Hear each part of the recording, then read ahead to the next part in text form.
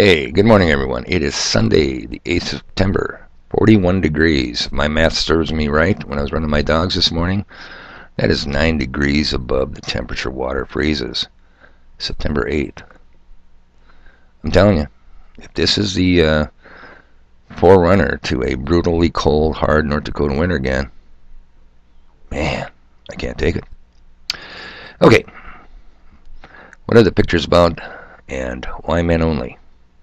It's kind of a off-the-cuff message. I'll make it short. I'll try to make it short. Attention spans, don't you know?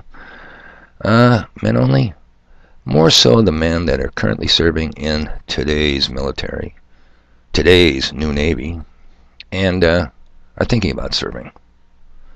Now, people, I'm shaking my head. I could have called this my channel Shaking My Head Productions, but it's already taken. That's all I do. I shake my head. What does it take to reach people? Now, you have all seen, and if you haven't, you're avoiding them, the endless pictures coming out of Syria, Iran, Syria, Iraq, and Palestine, of distraught parents holding their limbless and lifeless child that just had the shit blown out of it.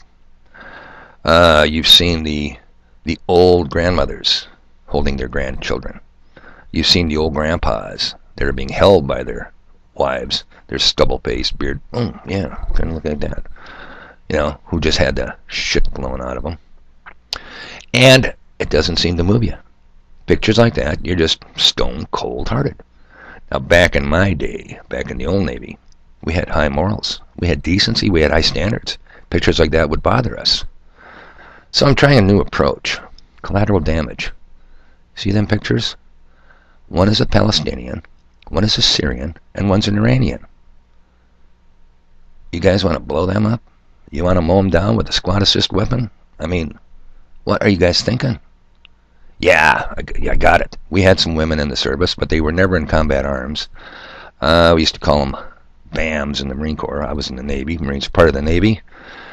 BAM, B-A-M, broad-ass Marines. We used to joke about, hey, soldiers with a built-in foxhole. Wink, wink, hint, hint, if you get what I mean. Yeah, and they usually were lesbian-orientated. They had arms on them the size of your normal man's leg, and a tattoo of Mom, or Rosie. Again, not combat arms, people. Relegated to supply, medical, administrative. Okay. So, I'm not talking to the modern-day women. The whatever you want to call them in today's military. The dudes. Come on, dudes. Back in my day, with our high morals, we would look at women like that and say, you know, there's got to be something better you can do with these people than blow the shit out of them. And of course, I mean amongst consenting, unmarried adults, if you get my drift. So I'm going to try that approach. That's collateral damage, people. You're wiping them out. I could have contrasted those three pictures with a picture of Madeleine Albright or Ruth Bader Ginsburg, the ones you're working for. Oh God, is Ruth Bader Ginsburg still alive? I mean, you know, that thing will never die. It'll ugh away, but it won't die. Okay, so where I'm going with this. Okay, hey, good humor here. Back when my wife and I were first married, back in the early 80s, gotta look around here. I don't think she watches my videos. And you don't need to tip her off. She pointed out an article one day in the Minneapolis Star-Tribune. And it said, I think it was University of Minnesota studies two high-risk groups of sexually transmitted diseases. She shows me this article, and I said, yeah, that's interesting. What's your point? She says the two high-risk groups were prostitutes and sailors. I see where she's coming from. Now, she then asks a fatal question. Which group were you in again? Come on, good humor. You got to give it to her. That's why I keep her around, nice and sassy, if you know what I mean. Now, I'm the kind of nice guy that your humble messenger is. I didn't steal her thunder. Yeah, I laughed. That was a good story. It's true. But, see what she didn't know, and I could have told her then, is that article come out in the mid-'80s. Hey, that's the new Navy. You know, granted, the Cover Time magazine, I think in '76, had the first homosexual to openly declare Staff Sergeant Markowitz, U.S. Air Force. I think after that they moved the Air Force out of the military into the Department of Transportation. I mean, all them guys do over there anyways, fly around and drop stuff on people anyhow. But, and then the first sailor that came out after I got out of the Navy was Seaman, I think it was Michael Hardwick. Can't make that stuff up. Now, if you're going to be a queer, that's a hell of a last name. All right, what's my point? I could have told her the Navy in my days, they wouldn't have studied us because we had high morals. It's that simple.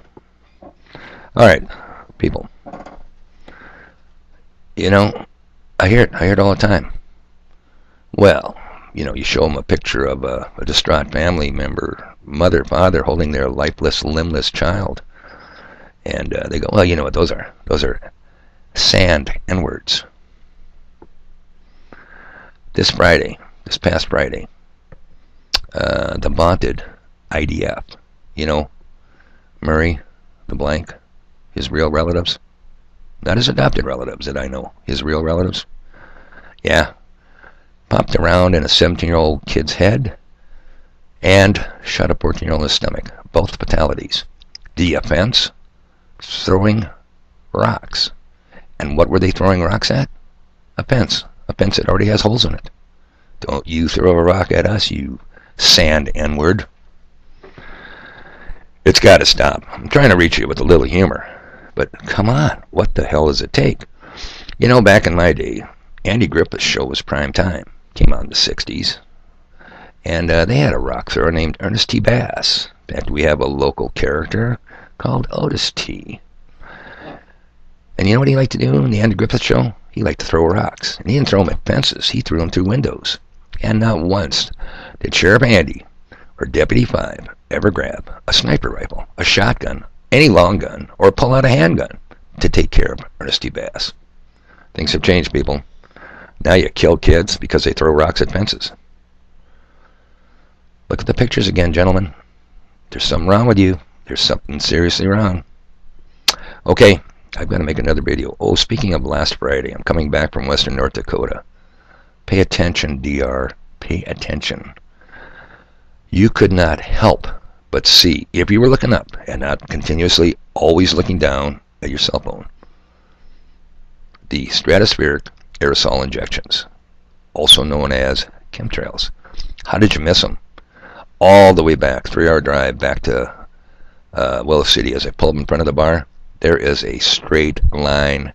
It's not a condensation trail. It didn't go away. It expanded. Clear as day, people. You gotta wake up. It's later than you think.